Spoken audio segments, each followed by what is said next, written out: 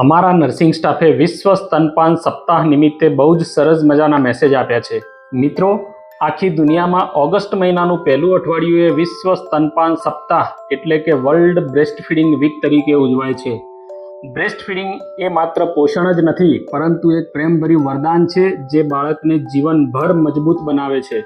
સ્તનપાન વિશે થોડાક જ વાક્યોમાં અથવા તો એકાદ બે વિડીયોમાં કહેવું શક્ય જ નથી, પરંતુ એક જ વાક્યમાં હું કહી શકું કે જો કોઈ મને એમ કહે કે સૂર્ય પશ્ચિમમાં ઉગ્યો છે તો હું કદાચ માની લઉં, પરંતુ બાળક એની માતાનું ધાવણ ન લે અથવા તો ધાવણ ના આવે એવું હું ક્યારેય ના માનું.